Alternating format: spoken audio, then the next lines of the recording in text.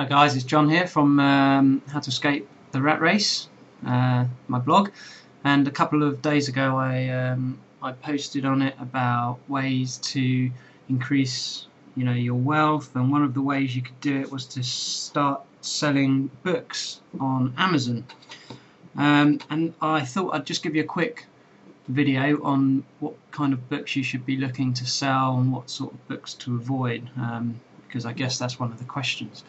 So if we quickly go into Amazon, I'll go into amazon.co.uk because I'm in England, but I guess this works just as well in the US. Now let's just type in a best-selling book. So for example, the Da Vinci Code. We'll look in books, click go, and here we go.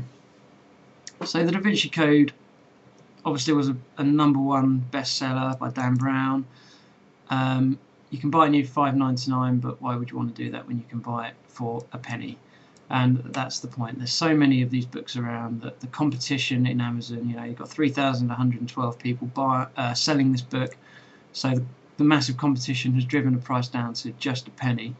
So as a seller, you'll be getting the penny plus, I don't know, probably $2.75 for postage and packing. So you're looking at about £2.50, maybe less than that once Amazon have taken their fees, and then you need to post it, which is probably another 50. So you're looking at about £2, maybe less than that, to sell a book like the Da Vinci Code.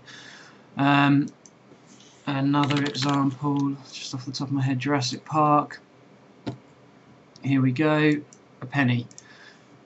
So you want to try and avoid these best-selling fiction books, just because you're not going to get much money for them, basically. Now, books that you probably would want to sell are things like old university textbooks. I'll give you an example. I sold a book just today, or was it yesterday, Operations Management. I sold it for 20 quid. Here we go. This was the book I sold, and I did sell it for £20. I posted it today, and that's just been sitting on my shelf for a long time. But if you can get hold of one of the newer copies, 100 quid, 40 quid. So these are the sort of books that you do want to be looking for. What else? Let's look for law books, for example. Some of the newer law books you can get a lot of money for. £11 there.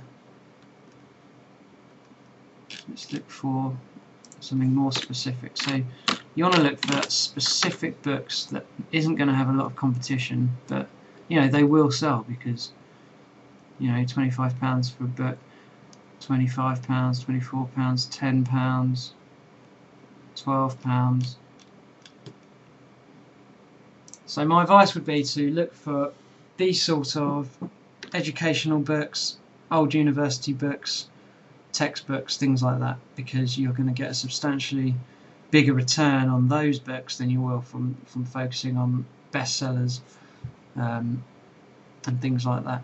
So I hope that's helped, and in my next video I'll be discussing or showing you how to actually source these books. So until then, take care. Good night.